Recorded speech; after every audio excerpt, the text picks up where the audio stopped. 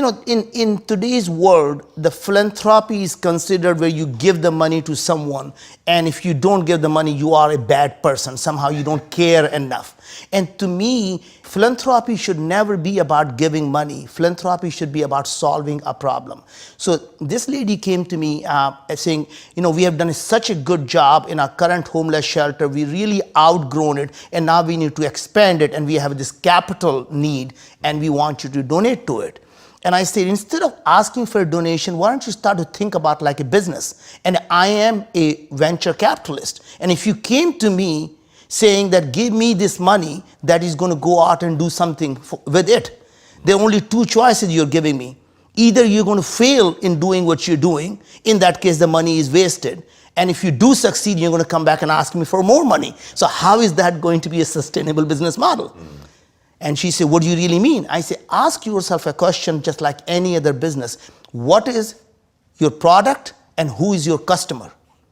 She looked at me. All she wanted me to do is write a check and not be interviewed.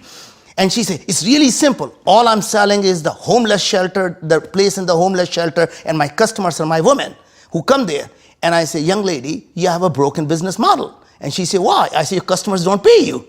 Right. I said, they're not your customer. They are your users. And she said, how else would you think about it? And I said, what if, just like a Facebook, the social networking is not their product. The people who use social networking is the product. You and I are the product, and their customer is the advertisers. In the same way, in a women's shelter, the women are the product, and local businesses are your customers. And the more products you have, the more you can cater to the local businesses. So why don't you go to local businesses and say, I have this amazing product. The women who are so driven that they would go out and do the things you want them to do. You will have a loyal employee. You will teach them the skills, and you will have these people working, and you'll be doing good for the society, and you'll have a loyal employee. And if you do that, the more people you have in your shelter, the higher the revenue you're going to have, and you'll be continuing to expand that. And just that thought process, she implemented, and suddenly now they're growing everywhere. Right? She actually did it? She actually did it. Whoa, yeah. I did not think that was going to be the punchline. Yeah.